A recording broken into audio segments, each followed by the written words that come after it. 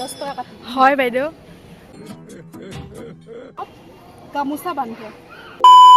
মই ভগলে আপোনালোক সকলোকে পুনৰবাৰ স্বাগতম জনাইছো আৰু আজি এতিয়া ৰাতিপুৱা বাজিছে 7টা আৰু আমি গোটেই ফ্যামিলিটো যাব ওলাইছো সৰভোগলৈ বৰ্তমান আমি নলবাৰী ৰাস্তাটো পাৰ হৈছো এয়া চাব পাৰে ৰাস্তাটো বহুতেই ধুনীয়া হয় ৰাস্তাটো মানে ইমানেই পৰিষ্কাৰ যে এনেকুৱা আপোনাৰ কিবা এটা বস্তু পেলাবৰ কাৰণেও আপোনাৰ বেয়া লাগিব ইমানেই ধুনীয়া হয় ৰাস্তাটো আমি বৰ্তমান পাইছো মহাপ্ৰভু শ্ৰী গৰখীয়া গোসাঁই থানখন এখন মেইন যোৱা হয় এফালে আমি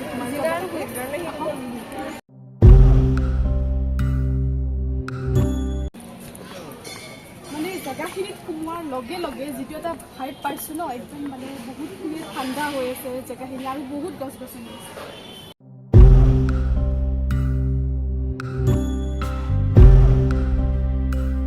ৰ'দটো মানে গাত পৰিছে যদিও ৰ'দটো তেনেকুৱা ইমান এটা ফিল হোৱা নাই তো এইটো হৈছে মহাপ্ৰভু শ্ৰী গৰখীয়া গোসাঁইৰ এইখন মেইন থানখন হৈছে ইয়াত সকলো ভক্তই প্ৰৱেশ কৰিছে এতিয়া তেওঁলোকে সেৱা ল'ব সেইখিনি আৰু ইয়াতে বাকী এইফালে দেখাই আছোঁ অলপমান এইফালে আহক এইখিনি এবাৰ ভিউটো আপোনালোকক দেখুৱাই দিব সুধিছোঁ গোটেইখিনি বা এছিষ্টেণ্ট পাইছা নেকি মোক ভিউ দেখাই দিয়া এছিষ্টেণ্ট গোটেইখিনি কাম ভালকৈ কৰিলেহে পইচা পাবা এদিন নহ'লে তোমাৰ আজি 10 টকা কাটি হয় বাইদেউ এই মন্দিৰটোৰ মেইন কথাটোৱে হৈছে যে এই গছত গামোচা বান্ধে আজি প্ৰভু দুপৰীয়াৰ পূজা অৰ্চনাৰ কাম দেখিছে আপোনালোকে লাখ লাখ গামোচা বান্ধি থৈ দিয়ে তেওঁলোকৰ মনৰ আশাবিলাক যাতে পূৰণ হয় সেইটোৰ বাবেই এইটো কৰে নামঘৰৰ মজিয়াত পাৰি বৰ্তমান আমি সৰভোগতে আছোঁ আৰু গৰখীয়া মন্দিৰত আছোঁ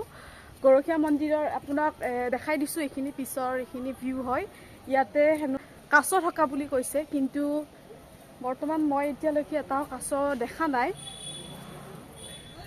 এইটো ভিউ হয় ইয়াতে পুখুৰীটোৰ মাজতে কৃষ্ণৰ আকৃতিটো আছে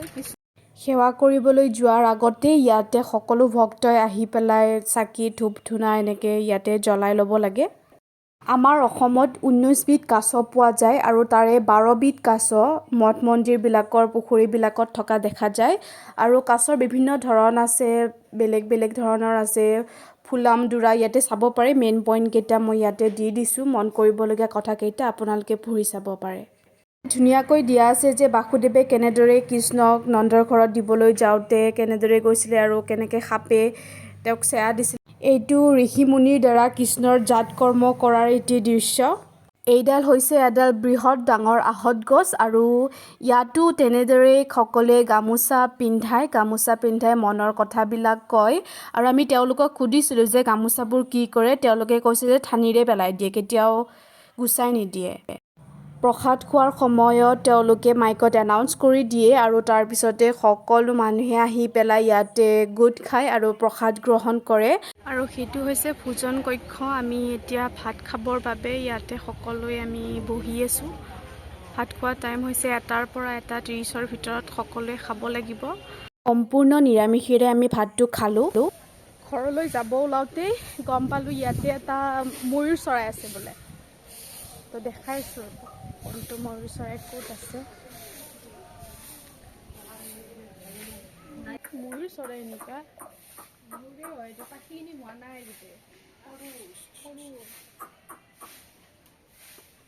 ৰাস্তাৰ কাষেৰে এইবোৰ যে দেখিছে এইবোৰ খুব ধুনীয়াকৈ সযতনেৰে ৰখা